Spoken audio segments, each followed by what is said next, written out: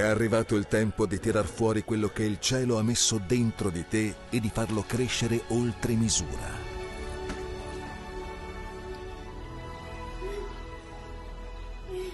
È arrivato il tempo in cui la quotidianità si fonde con il sovrannaturale per vivere pienamente i doni che lo Spirito ci ha dato.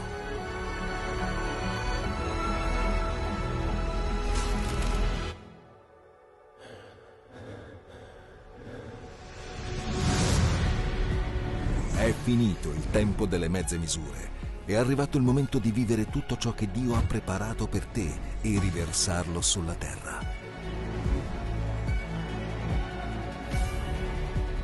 Allenati per risvegliare questa generazione. Allenati e ritrova la passione insieme allo Spirito Santo. Allenati per rendere i miracoli il tuo stile di vita.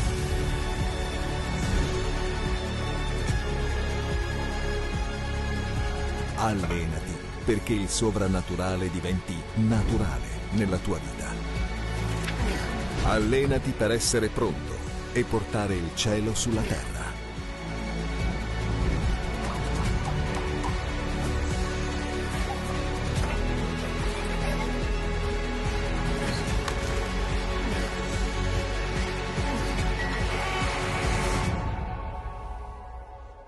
Empower 2025. L'anno del training e del potenziamento spirituale.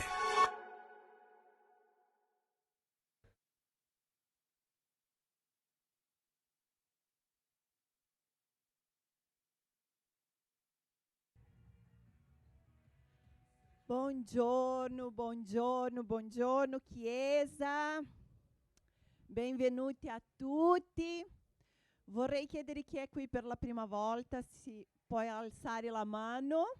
Qualcuno che è qui? Benvenuta, benvenuta, facciamo un applauso. Sei benvenuta in questo luogo. Di avvisi oggi. Ci sono degli avvisi oggi, diversi, vero? Che stavo per dire, gli avvisi oggi non ci sono, ma sì. Domenica prossima, ragazzi, avremo insieme a noi il pastore Cecilia di Annunziata. Lei è una donna di Dio, è pastore a Milano e anche autrice, si dice, scrittrice del libro Genitori Personal Training, e lei ci darà questo onore della sua presenza nella prossima domenica. E non era nella nostra agenda, nel nostro programma, ma è stato proprio una provvidenza, un invito da parte del Signore, e siamo veramente contenti di riceverla domenica prossima. Amen. Amen, ragazzi. Vorrei ancora pregare un attimo perché sì, c'è anche la conference one. Grazie Elisa, grazie ragazzi. La dietro le porte, si può dire, sta arrivando questo tempo, dal 1° a 4 maggio, questa bellissima conferenza che abbiamo una volta all'anno. Questo anno sarà nel teatro Repower, non sarà nella chiesa a Milano perché non c'è più spazio, ragazzi. Questa è una benedizione. Ogni anno che è stata fatta questa conferenza sta crescendo, e questo anno sarà fatta in questo teatro ad Assago, e crediamo proprio in tutto quello che il Signore farà lì, che sarà una benedizione per tutti quelli che andranno. Quindi, se non hai fatto ancora la tua iscrizione, entra nel profilo della One Conference, che c'è il link per fare le iscrizioni. E niente, adesso preghiamo ancora un attimo. Come stavo dicendo, stamattina sentiamo proprio, ogni domenica sentiamo la presenza del Signore, ma quello che io percepisco è che anche ogni domenica è diversa. Questa domenica è diversa. Il Signore sta ministrando i nostri cuori in un modo diverso, sta preparando il nostro cuore in un modo diverso. Non è come le altre domeniche. E la sua presenza è qui. Amen? Tu credi in questo? Amen, Signore. Vogliamo stare qui, Signore, davanti a te stamattina per ricevere quello che tu hai per noi. Vogliamo avere i nostri cuori aperti, arresi a te, Signore.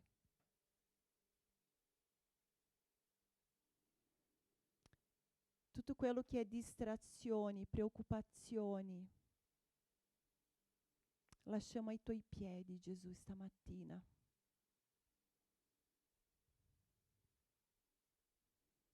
Da ordine ai tuoi angeli, Signore, per ministrare stamattina insieme.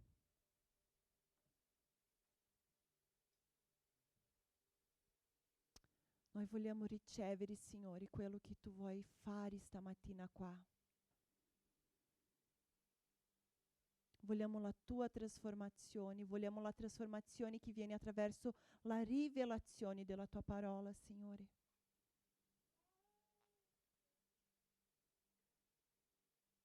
Cambiamento nella nostra vita, cambiamento nella nostra mente, cambiamento nei nostri cuori.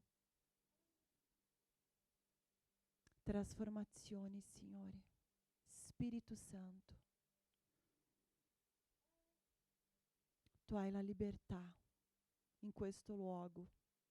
Ci arrendiamo a te. Ci arrendiamo a te, Spirito Santo. E onoriamo la tua presenza. Onoriamo la tua presenza, Gesù. Alleluia. Alleluia, Signore.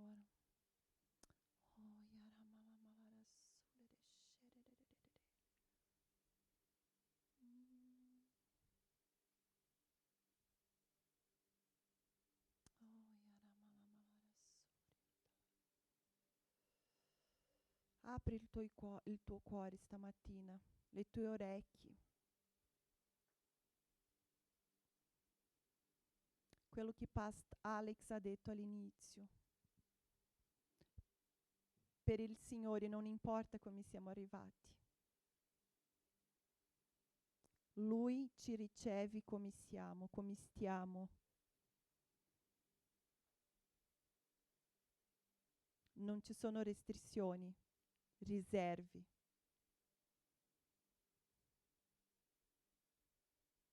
Possiamo arrivare come siamo. Ma quando abbiamo il nostro cuore aperto, Lui non ti lascia, non ci lascia andare come siamo arrivati. È vero che Lui ci riceve come siamo, ma è vero anche che Lui ci trasforma attraverso il suo amore.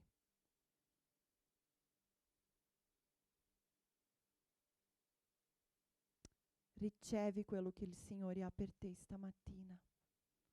Apri il tuo cuore per ricevere quello che il Signore ha per te.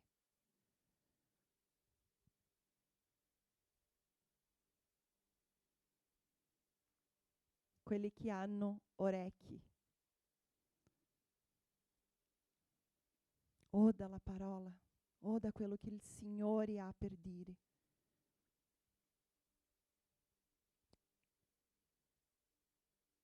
Non indurite il vostro cuore.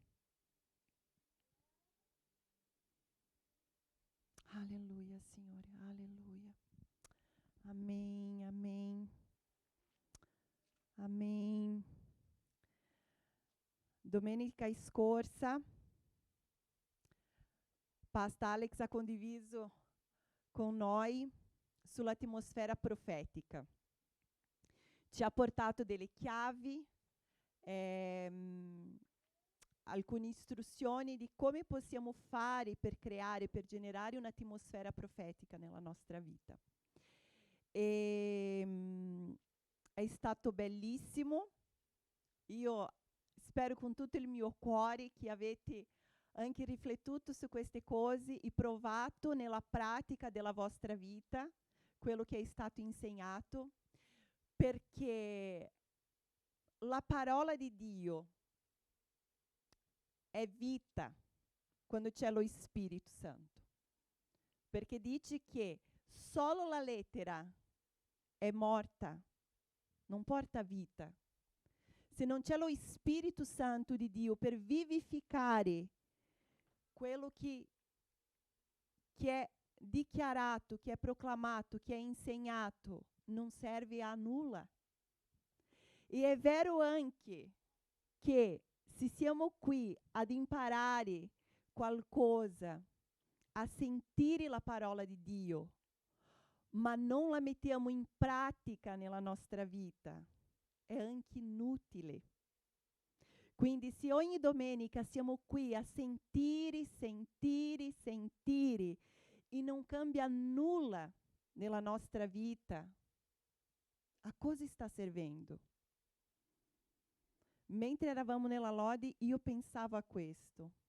Il Signore vuole portare alla sua Chiesa rivelazioni, non conoscenza. Perché ragazzi, non è la scuola biblica, non è solo la lettura per leggere la parola che cambia la nostra vita. Questo non serve. Quanti teologi ci sono che conoscono la parola a memoria, la storia biblica, i versi, sanno anche spiegare cosa significa ogni testo biblico, ma sono atei. Sapete di questo? Sapete che ci sono teologi che non credono in Gesù, in Dio, che soltanto studiano la Bibbia come un libro storico. Questo vuol dire che conoscere senza lo Spirito, senza lasciare essere trasformati, non cambia la nostra vita. Dobbiamo leggere la parola, ma dobbiamo avere le nostre orecchie aperte a quello che lo Spirito Santo vuole dire e rivelarti attraverso quello che leggiamo, perché sennò è solo una vita religiosa e non è questo che il Signore ha per noi. Il Signore ha molto di più per la nostra vita.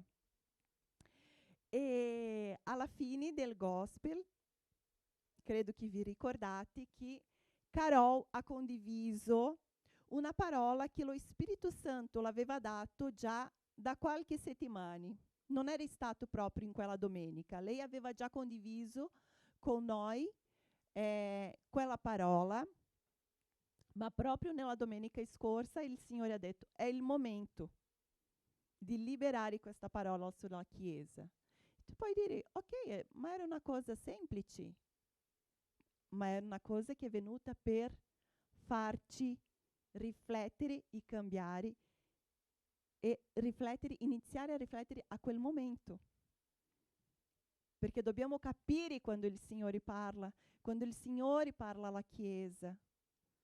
E il Signore sta parlando alla Chiesa cosa? Vi ricordate cosa Carol ha condiviso? Chi si ricorda? Cosa il Signore stava dicendo alla Chiesa di Bergamo?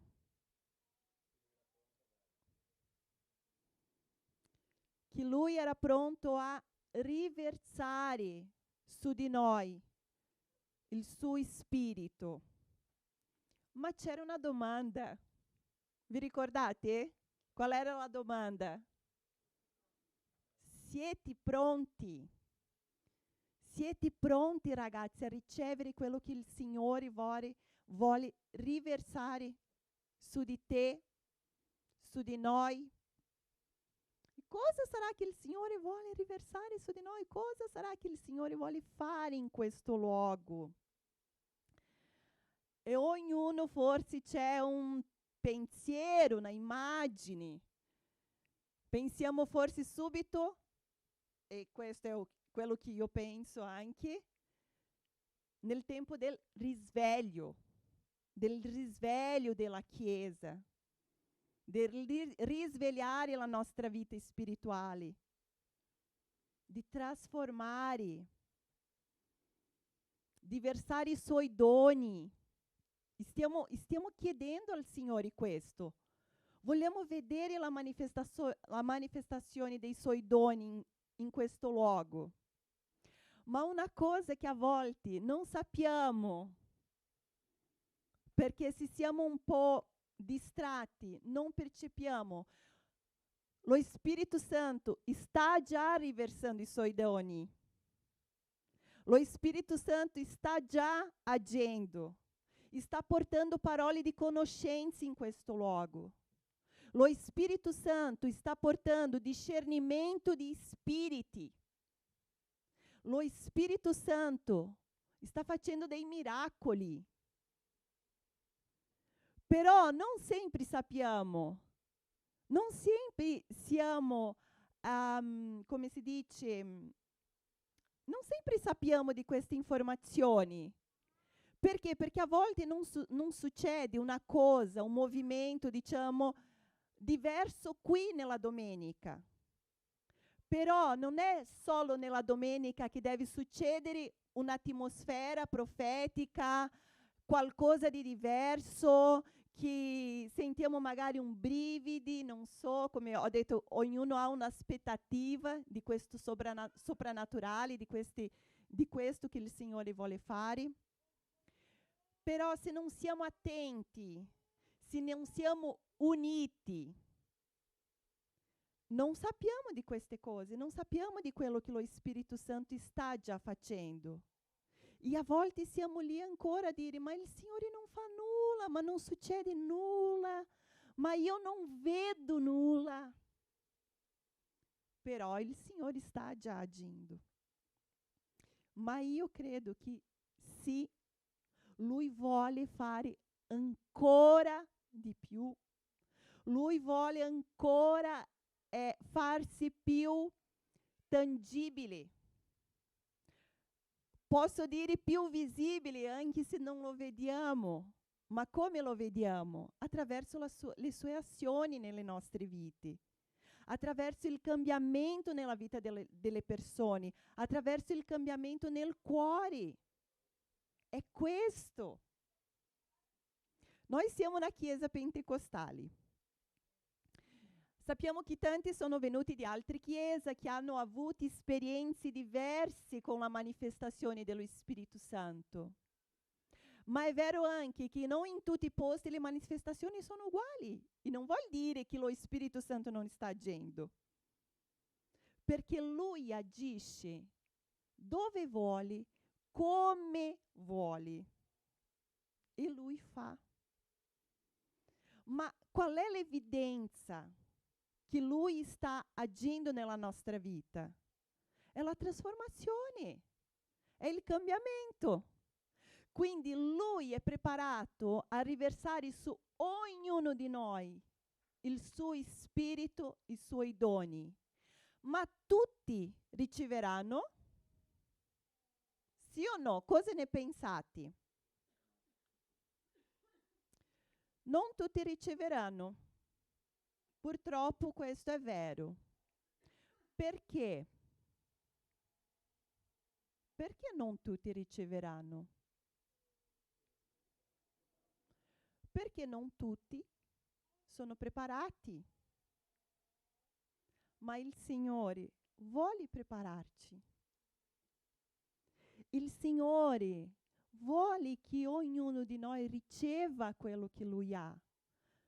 Lui non fa distinzioni di persone. Ma il Signore vede cosa? Vede il nostro cuore, la disponibilità del nostro cuore. E io vorrei leggere, oggi leggerò proprio in sequenza questi 3 testi, questi 3 passi biblici. E veramente, ragazzi, prepariamo il nostro cuore, perché oggi faremo nella pratica di generare quello che abbiamo già iniziato stamattina, ma continueremo. Questa atmosfera per lasciare che lo Spirito Santo faccia quello che lui vuole fare. E quindi io vorrei essere brevi, neanche condividerò tutto quello che ho preparato.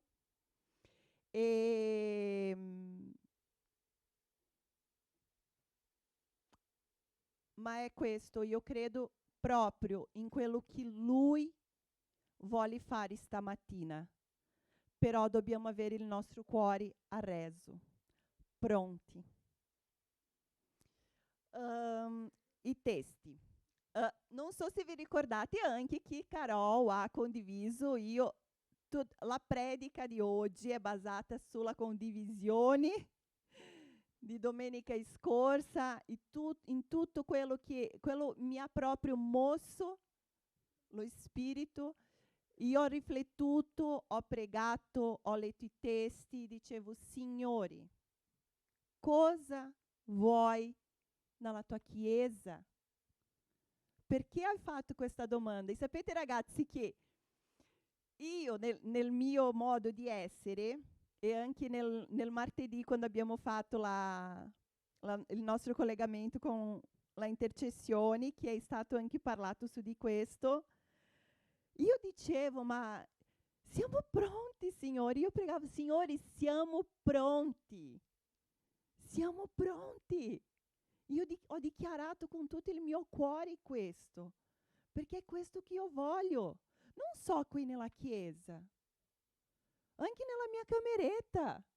Signore, io voglio ancora di più quello che sta già succedendo, io voglio vedere anche nella vita degli altri. Ma poi quando era chiuso il tempo della intercessione, io ero lì, il Signore che continuava a domandarmi, ma siete pronti? Io dicevo, ma Signore, cosa vuoi che io? E niente.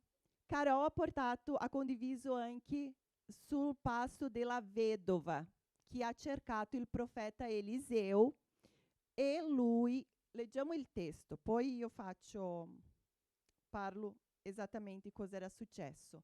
Seconda Re 4, 1-7, dice così: una donna delle mogli dei profeti gridò a Eliseo, tuo servo mio marito è morto, e tu sai che il tuo servo temeva il Signore. E ora il creditore è venuto per prendere i miei 2 figli come schiavi. Eliseo le disse, che cosa posso fare per te? Dimmi cosa hai in casa. E lei rispose, non ho nulla in casa, se non un po' d'olio. E Eliseo gli disse, vai a chiedere i prestiti da tutti i tuoi vicini. Attenzione, cosa Eliseo ha detto?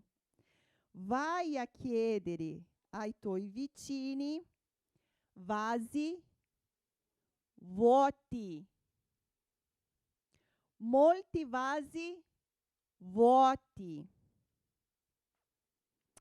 E apparvero. Poi entra e chiudi la porta dietro di te e dietro ai tuoi figli.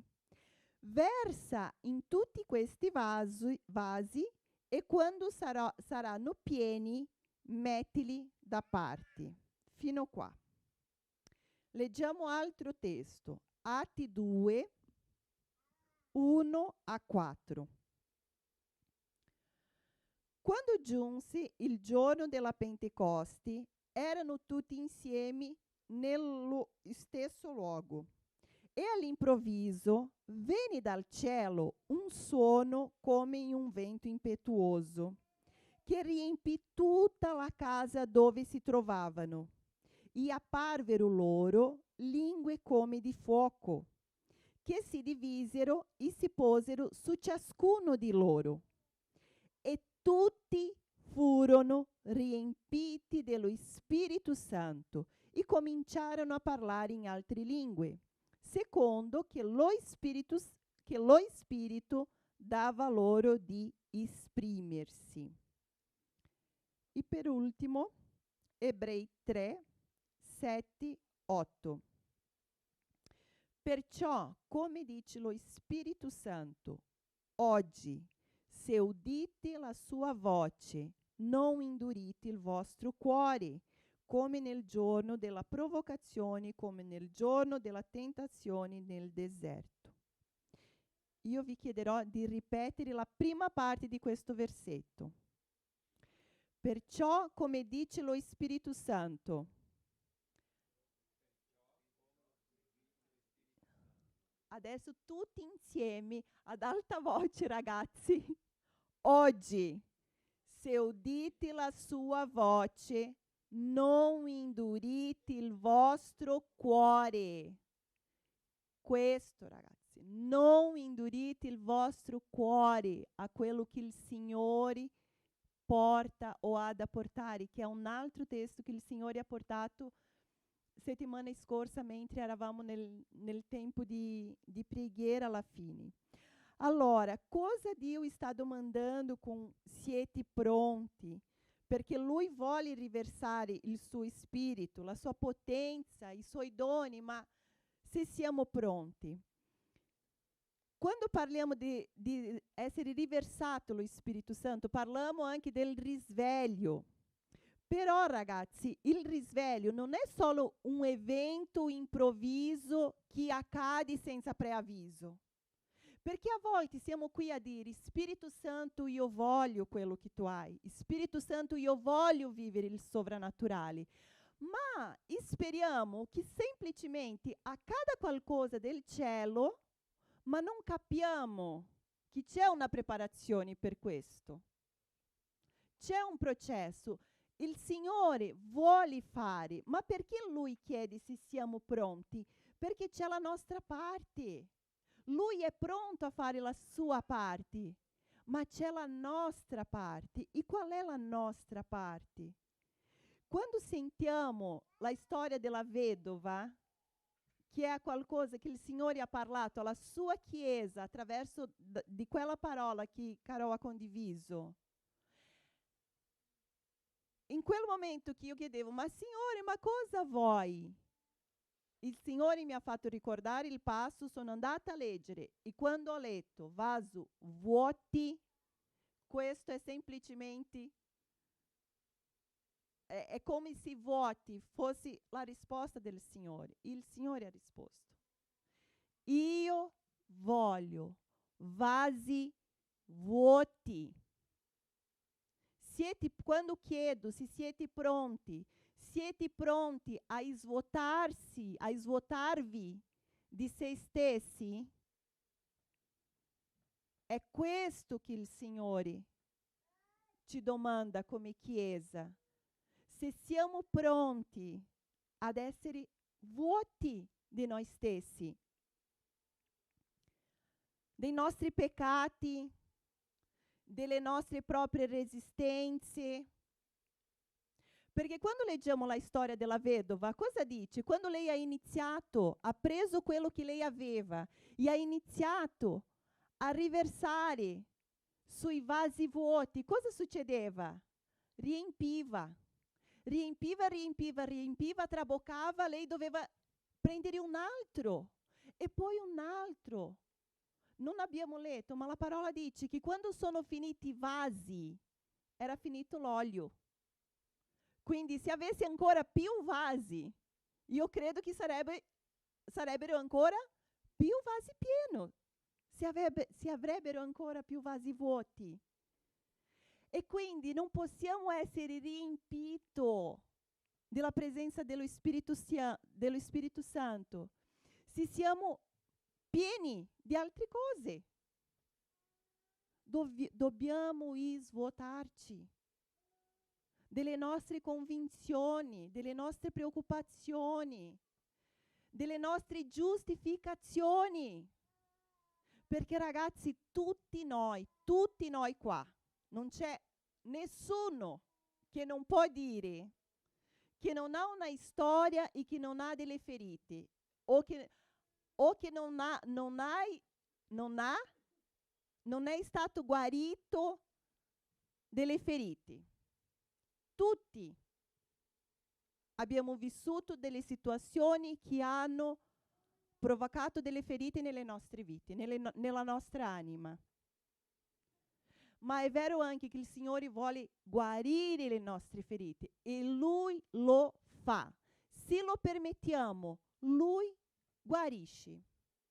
Ma tante volte è vero anche che siamo attaccati alle nostre ferite. E le nostre ferite servono anche come una scusa. Non parlo questo di una cosa che facciamo intenzionalmente, ma è inconscio. A volte è molto facile nasconderci dietro le nostre ferite, ma noi abbiamo un Dio che ha la pienezza per noi, qui in questa terra, non solo nell'eternità. Io non parlo di una pienezza di beni, di soldi, di cose per fare la bella vita, ma di essere soddisfatti con quello che Lui ha per noi. E quindi la prima cosa che impariamo da questo testo e la prima cosa che il Signore ci chiama l'attenzione è che Lui è pronto, ma dobbiamo essere disponibili a svuotarci del nostro ego, del nostro orgoglio, perché alla fine tutto quello che ci impedisce di andare oltre è questo, perché siamo lì a pensare troppo in noi stessi, a pensare troppo in quello che è accaduto, in quello che abbiamo subito. Sapete ragazzi che essere umili non significa pensare meno di se stessi, perché a volte pensiamo, no, la persona orgogliosa è quella che pensa che è troppo. E la persona umile è quella che pensa meno di se stessi. Ma la persona umile è quella che pensa meno a se stessi, non de se stessi. Eu non penso che io sono peggiore che gli altri per essere umili, ma io non penso a me, io penso agli altri. Questa è la differenza. E la radice di tante cose che accadono, principalmente di divisioni, di problemi nei rapporti, è perché siamo sempre a pensare a noi. Perché io ho ragione, perché io sono ho subito una ingiustizia, perché io mi sento così, mi hanno trattato così, sempre questo. E siamo lì a guardare noi. Questo è l'orgoglio. Pensiamo troppo a noi, perché tante volte pensiamo, io ho già sentito questo, e che è un pensiero sbagliato. Proprio questo che, no, ma io come si dice, il senso di inferiorità. Anche questo è orgoglio. Anche questo c'è la radice dell'orgoglio. Andiamo avanti. In 2 Corinzi 4:7 Paolo dice: ma noi abbiamo questo tesoro in vasi di terra, affinché si veda che questa grande potenza viene da Dio e non da noi. Quindi quando Paolo parla che abbiamo tesoro in vasi di terra, perché lui usa questa espressione vasi di terra? È perché vasi di terra sono vasi fragili e semplici.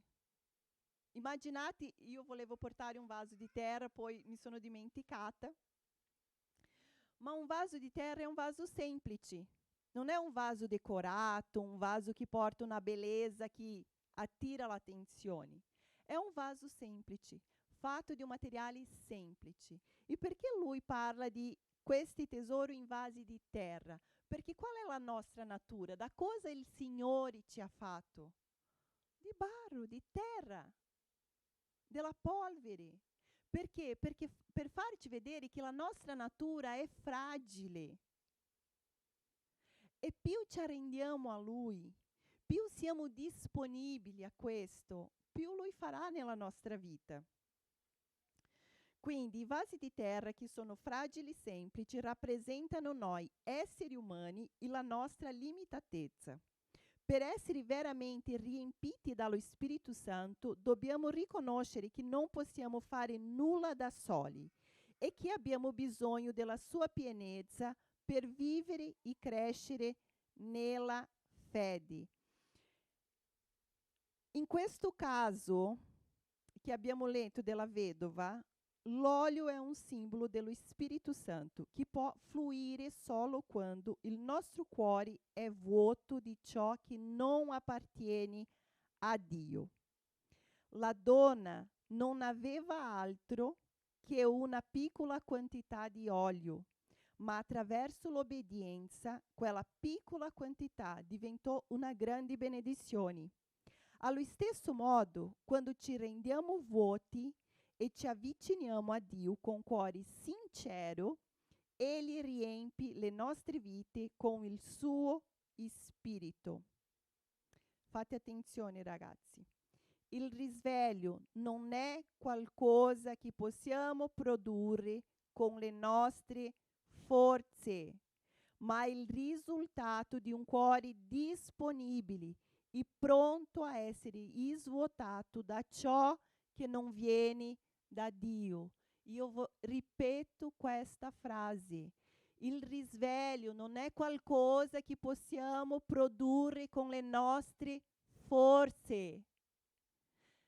Ragazzi, il risveglio dello Spirito Santo non è che se siamo qui 24/7 pregando, gridando, facendo chissà che cosa, che verrà, perché non è nella nostra forza, è nella nostra resa, è nel nostro essere vuoti.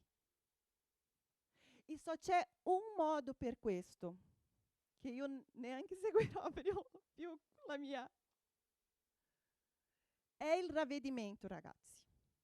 La chiave del risveglio, la chiave della trasformazione nella nostra vita è il ravvedimento. Cos'è il ravvedimento? Che è un po' diverso del pentimento. Tutti sanno cos'è il pentimento? E il ravvedimento, tutti sanno? Sapete qual è la differenza di uno e dell'altro? Sì, no? Siete vivi? Ravvedimento è quando io mi pento di quello che ho fatto e cambio la direzione e cambio atteggiamento. Quindi non è solo dire: "Oh Signore, perdonami". Io mi pento, mi rendo conto e mi pento davanti al Signore. Ma continuo a fare tutto uguale. Questo è pentimento, che è un momento, ma la nostra vita deve essere una vita di ravvedimento. Il ravvedimento nella vita del cristiano è lo stile di vita. Perché? Perché ogni giorno facciamo degli sbagli. Ogni giorno abbiamo dei peccati, anche involontari. E se non abbiamo questo discernimento che la nostra vita deve essere così, sapete cosa succede? Il nostro cuore diventa indurito. Perché quando continuiamo a fare delle cose, ci pentiamo davanti al Signore, ma poi usciamo e continuiamo a fare le cose come se nulla fosse, questo fa con che il nostro cuore si indurisca. E è per questo che la parola di Dio dice: se udite la sua voce, non indurite il vostro cuore. È possibile sentire la voce del Signore e indurire il cuore? È possibile. E lì il Signore fa il paragone con il popolo dell'Egitto, che non solo udiva la voce, ma vedeva i miracoli e aveva un cuore ostinato. Cosa significa un cuore ostinato? Che continua a insistere in fare le cose a modo suo. Faccio un'altra domanda. Quanti qui hanno già ricevuto una parola profetica, una parola di conoscenza? Hanno già ricevuto una parola? Ok. Le domande che farò adesso non bisogna alzare la mano. Penso che non a tutti è già successo quello che avete ricevuto. Alcuni sì, alcuni no, alcuni ancora succederanno, perché la parola del Signore, quando il Signore rilascia una parola, è vera, è veritiera, ma è vero anche che c'è la nostra parte per raggiungere. Non possiamo fare con le nostre forze, ma attraverso la nostra resa. Quindi dobbiamo prepararci per raggiungere la promessa che il Signore ci ha fatto. E c'è un processo per questo. Allora, è possibile che noi, ricevendo una parola dalla parte del Signore, induriamo il nostro cuore. Perché? Perché tante volte c'è una condizione per l'adempimento di questa parola, di questa promessa. La prima condizione è lasciare il peccato. E a volte non vogliamo. Anche se diciamo che vogliamo, in realtà non vogliamo. Continuiamo a fare delle stesse cose. E poi diciamo, ma non so se quella parola che mi hanno dato era vera. Mettiamo anche in dubbio quello che è stato detto. Perché? Perché non facciamo la nostra parte. Perché pensiamo che se il Signore mi ha dato una parola, succederà come una... non so, come magia. Ah no, il Signore toglierà da me questa voglia di peccare, il Signore farà questo nel mio cuore. È vero che lo Spirito Santo ci trasforma, ma dobbiamo fare i nostri passi e dobbiamo ravvederci. Io avevo portato qui, ma chiedo già a Franci di venire. Sì, Franci, puoi venire a fare un suono profetico per noi. Io avevo portato qui, non entrerò su quello che è successo negli Atti degli Apostoli, che credo che tutti noi conosciamo, quello che abbiamo letto dei Pentecosti, che è venuto lo Spirito Santo sugli Apostoli, ma anche lì loro erano pronti ad aspettare, erano uniti, erano in unità, perseveravano e avevano già rinunciato tante cose. Lo Spirito Santo è venuto. Ma è già successo anche nella nostra storia, le storie di risveglio. Due storie che sono più conosciute, più parlate, ci sono anche altri, ma le più conosciute è quella nella Azusa Street, che è stato nel 1906, e quella che è successo qui in Europa, nel paese di Gales. È Gales che si dice? O Gales? Gales, nel paese di Gales, 1904-1905. Quindi quello nell'America è stato uno dei più potenti movimenti pentecostali della storia moderna. William Seymour, che era un predicatore afroamericano, predicava la potenza del battesimo nello Spirito Santo. Eppure ciò che accade a Azusa non fu risultato di un programma o di una strategia umana, ma di cuori disposti ad abbandonare ogni cosa e cercare Dio con umiltà. Le persone arrivavano da tutto il mondo con cuori disponibili e umili, cercando una nuova esperienza con Dio. Non solo Dio riempì quel luogo di potenza, ma la comunione e la presenza di Dio furono tangibili. I segni straordinari, come guarigioni, miracoli e parlare in lingue, si manifestarono. Questo risveglio avvenne in un contesto di umiltà, dove la gente non cercava il proprio onore, ma la presenza di Dio. Cosa c'era dietro a questo avvivamento, a questo risveglio che è successo? Umiltà, ravvedimento. In questo risveglio avevano dei segni e miracoli che accadevano. Eppure ho letto che chiamavano i vigili del fuoco perché vedevano uscire da quel luogo fumo. Un'altra cosa che era successo, una donna che non sapeva suonare si è seduta davanti al piano e ha iniziato a suonare e a cantare con una voce che non era da lei. In questo risveglio succedevano questi miracoli visibili, tangibili, di segni che desideriamo tanto vedere. Ma io vi racconto un po' del risveglio nel paese di Galles. Non so se chi ha già letto questo. Lì, ragazzi, è quello che mi ha colpito di più. Perché? Perché un ragazzo che si chiamava Evan Roberts ha iniziato a avere questa convinzione del peccato sulla sua nazione, sulla sua città.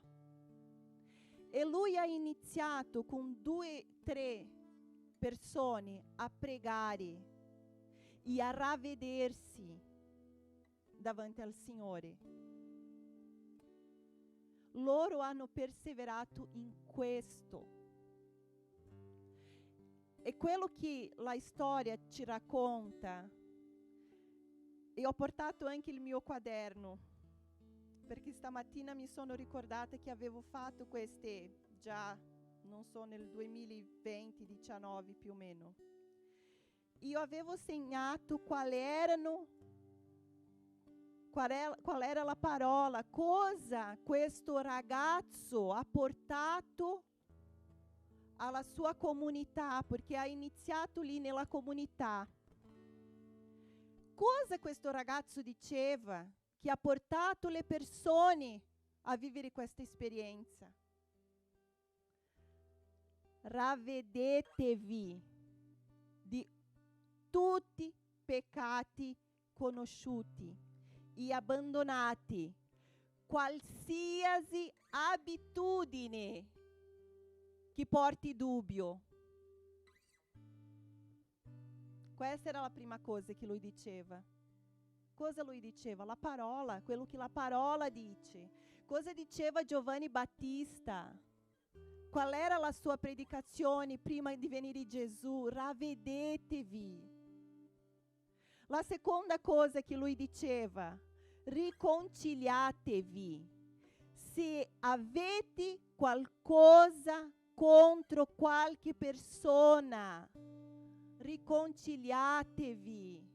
Andate dalla persona e dite quello che dovete dire alla persona.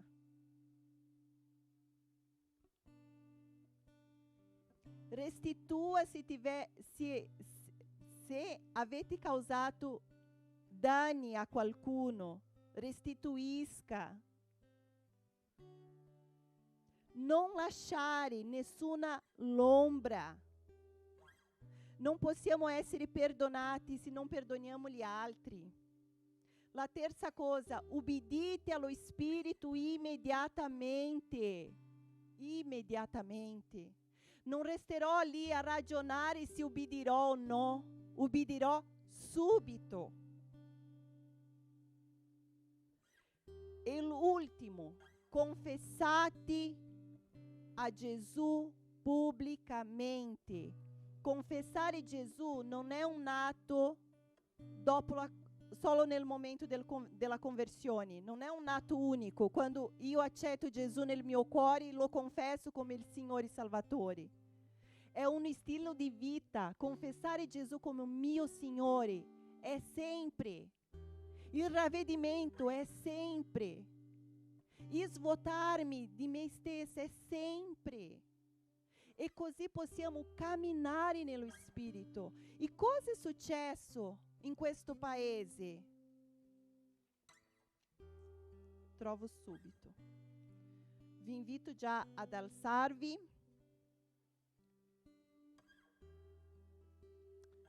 Sapete cosa era successo? La storia racconta che non è successo, non è stato segnato dei miracoli come in America. Non si parla di miracoli, di guarigioni.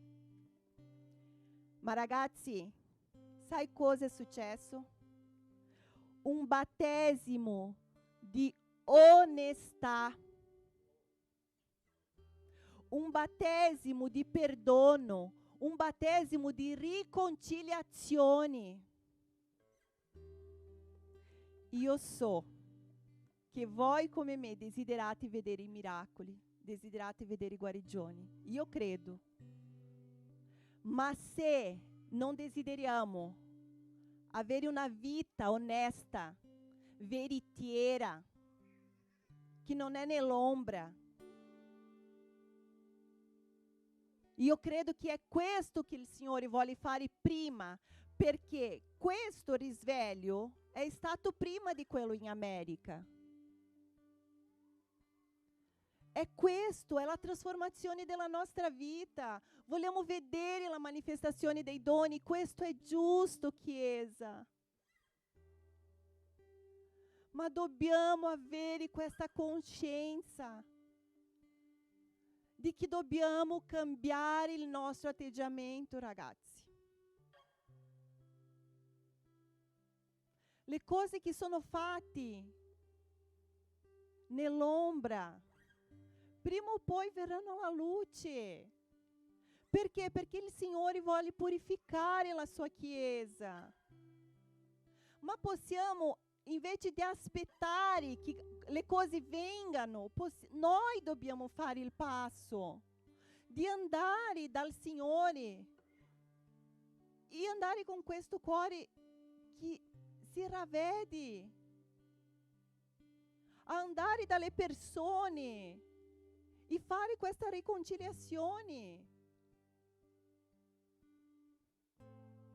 Perché se no saremo qui, ragazzi, e questa è una cosa che brucia nel mio cuore.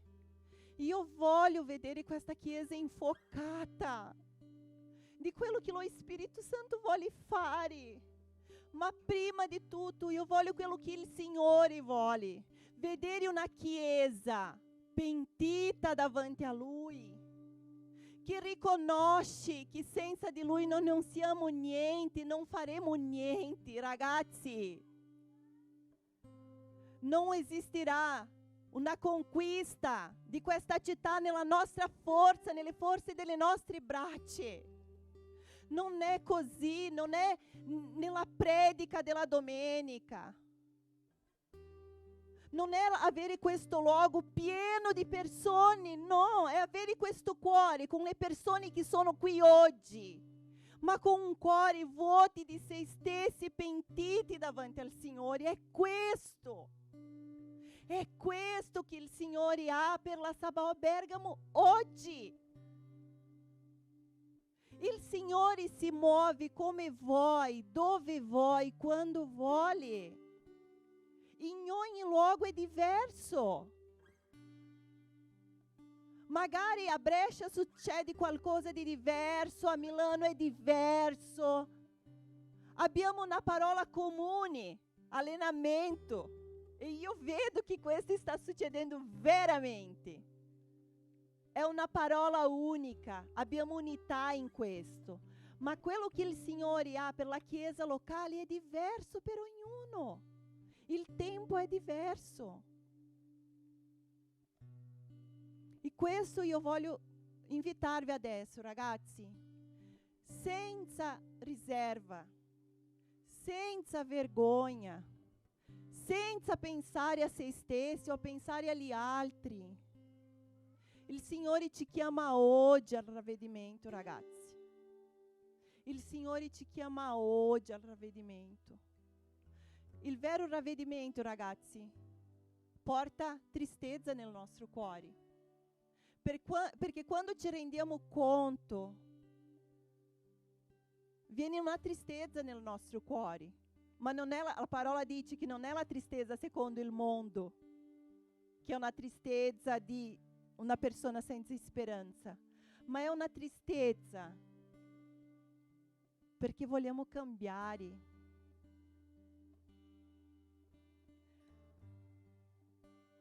Io vorrei invitarvi, certo che tutti siete liberi, ma io vorrei invitarvi a inginocchiarvi davanti al Signore come un segno.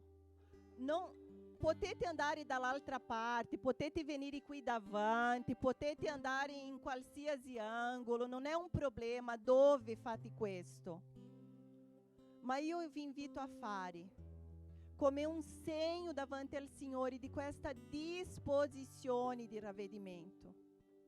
Tu puoi dire, ma io posso pentirmi anche in piedi. Inginocchiati.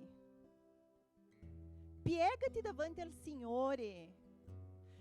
Piega il tuo cuore davanti al Signore. Perché è questo che significa.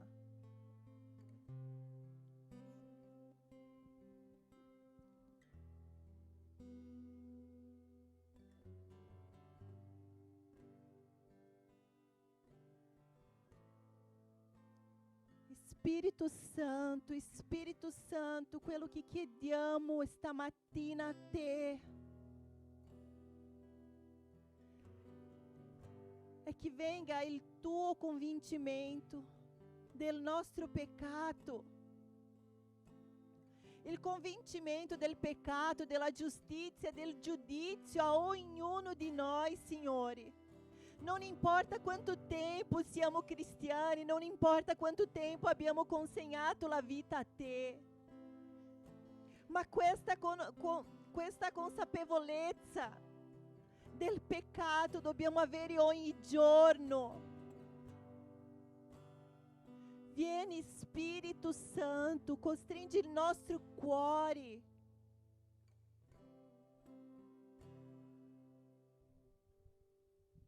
Metti davanti a te il tuo cuore e lascia che lo Spirito Santo inizi a cambiare.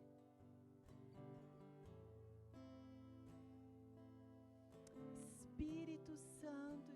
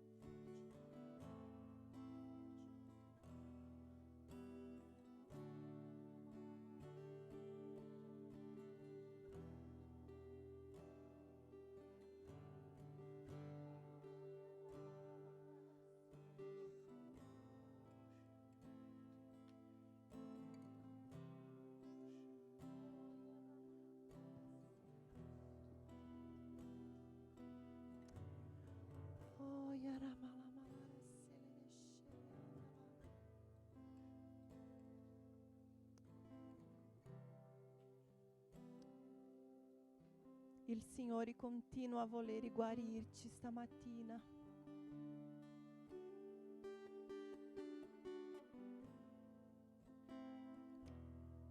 Il Signore sa di ogni situazione che abbiamo vissuto nella nostra vita.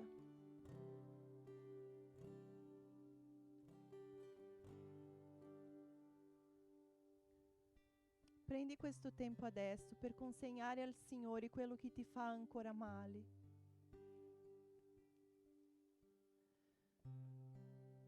Il Signore è qui, la sua presenza è qui, i suoi angeli sono qui.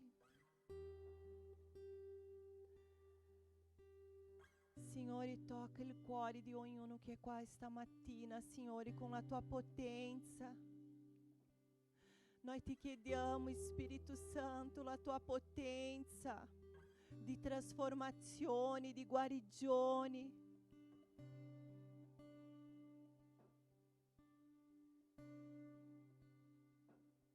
Porta la tua liberazione stamattina, Signore. Oh, Yaramalamalarasse.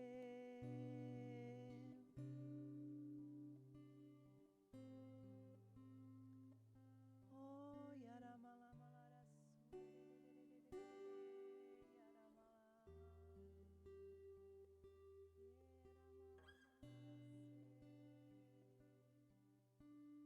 Esprime al Signore il tuo dolore. Esprime a Lui quello che ha nel tuo cuore. Lui è qui per sentirti.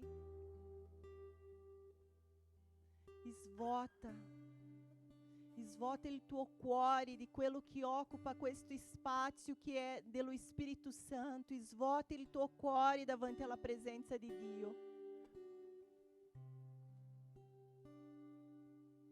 Lascia andare. Lascia andare.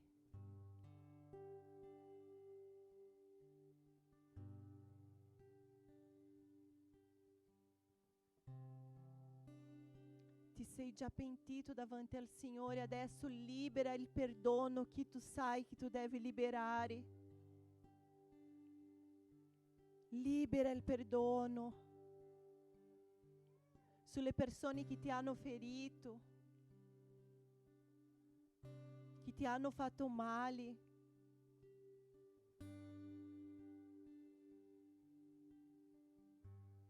Libera questo davanti al Signore, perché lo Spirito Santo è qui, è Lui che ci aiuta in questo. Non è la voglia del nostro cuore di fare, ma è l'obbedienza alla sua parola.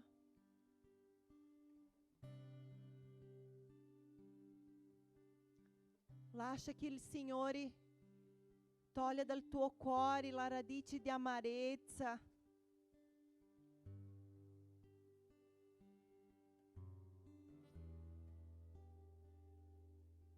Lascia essere puliti da Lui stamattina. In Lui ha la potenza. Forse tu stai dicendo adesso, ma ci sono tante cose. Non sarà qui in questi minuti che cambieranno. Sì, il Signore ha potenza per questo. Il Signore può cambiare la tua storia adesso, oggi. Ad alcune cose ci sono processi da passare, ma alcune cose il Signore fa il miracolo. Il Signore può sì guarire subito il tuo cuore oggi.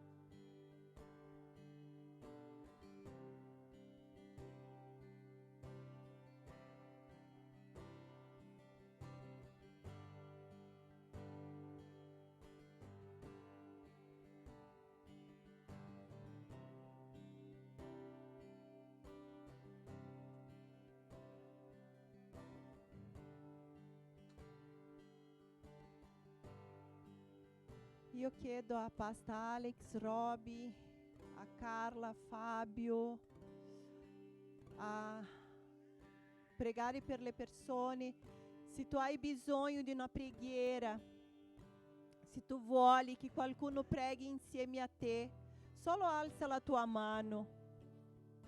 Se senti che hai bisogno di questo, di che qualcuno ci sia insieme, alza la tua mano, che arriveranno per pregare insieme. Alziamo la nostra voce, preghiamo in lingue, alleniamo il nostro spirito a sentire quello che lo Spirito Santo vuole continuare a fare, quello che Lui vuole fare ancora di più.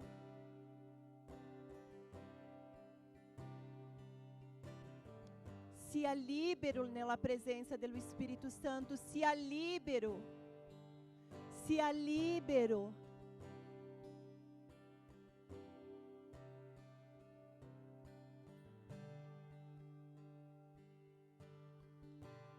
Sia libero nella presenza del Signore.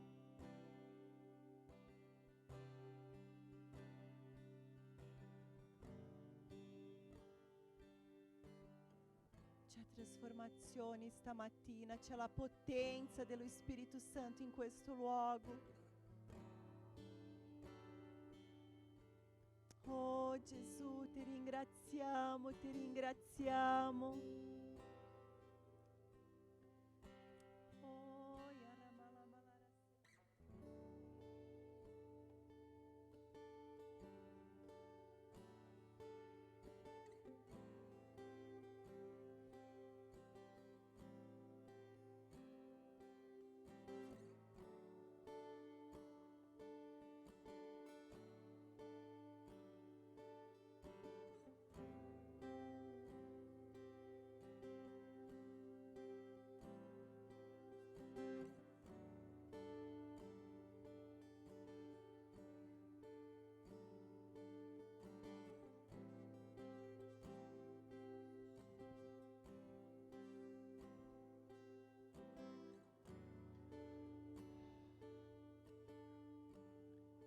Mentre Pastor Andrea pregava, lo Spirito Santo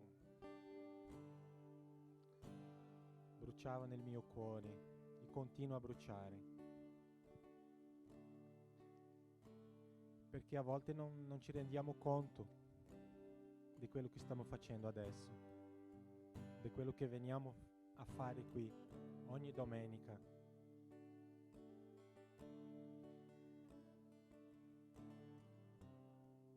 La Bibbia dice che dobbiamo cacciare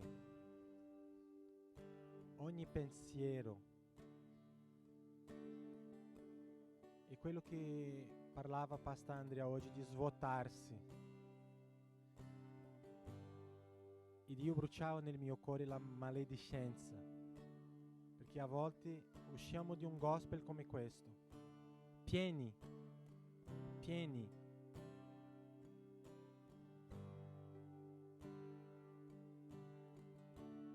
E lunedì, forse neanche lunedì, mettiamo tutto da parte. E a volte siamo nella nostra stanza e chiediamo, ma perché Dio non sta facendo qualcosa? Ma guardiamo in fondo nel nostro cuore, perché la Bibbia dice che la nostra lingua è un organo piccolo nel nostro corpo, ma può bruciare anche tutto. E la Bibbia dice anche che non può uscire un'acqua buona e un'acqua che fa male dello stesso posto. Quindi facciamo un piccolo sguardo nel nostro intimo, perché a volte non sono i peccati brutti,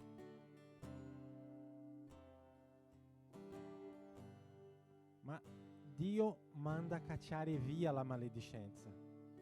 E questo possiamo fare noi, perché forse nessuno sta vedendo, forse nessuno lo sa, Ma la Bibbia dice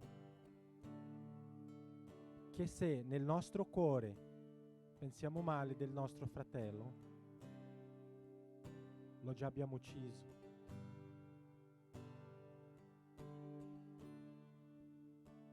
E a volte stiamo chiedendo perché il risveglio non arriva, perché vediamo che la domenica c'è un movimento, ma nel nostro segreto non vediamo niente, quando deve partire dal nostro segreto. Quello che succede qua è quello che viviamo in settimana. Perché se veniamo qua ad aspettare che lo Spirito si muova in questo luogo per riempirci, sì, lui può fare, ma cosa stiamo facendo col nostro tempo? Dio, vorrei cacciare via ogni spirito di maledicenza, quello che porta divisioni, quello che porta le fortezze nella mente, Signore. In nome di Gesù, cacciamo via ogni spirito maligno. Nel nome di Gesù. Arrendiamo i nostri cuori questa mattina, arrendiamo la nostra mente, come dice la tua parola. Vorremmo essere trasformati dalla tua parola, dal tuo spirito, quello che è vivo, efficace sulla nostra vita. In nome di Gesù cacciamo via ogni spirito di maledicenza della nostra bocca, del nostro cuore, ogni radice di amarezza, in nome di Gesù. In nome di Gesù.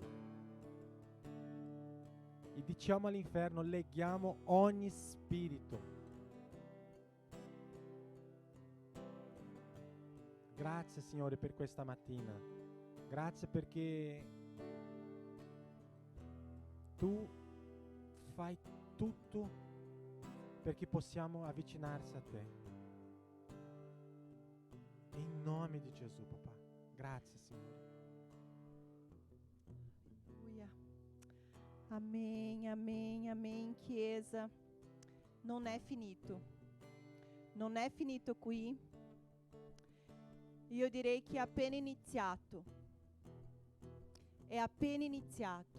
Se tu hai il tuo cuore aperto, è appena iniziato quello che vivremo. Sapete, ragazzi, che una cosa che è successo in questo risveglio nel paese di Gales, che questa è la cosa che per me è la cosa brucia il mio cuore. Questo ragazzo ha iniziato, il Signore ha messo nel cuore di questo ragazzo, ma il Signore, lo Spirito Santo non agiva attraverso la sua vita, perché non aveva bisogno che lui imponesse le mani sulle persone. La storia racconta che erano come focus della presenza, non so se è questa parola, della presenza, focolaio della presenza dello Spirito Santo nelle case. Lo Spirito Santo ha iniziato a manifestarsi nella vita delle persone. Non è stata una persona, non era un profeta. A volte abbiamo nel nostro cuore, il giorno che io troverò il profeta, lì io vivrò quello che aspetto. Ragazzi, è quello che stiamo parlando già da tantissimo tempo. Il Signore farà nella tua cameretta. Il Signore farà nella tua macchina, dove sei. L'unica cosa che Lui ti chiede è un cuore disponibile.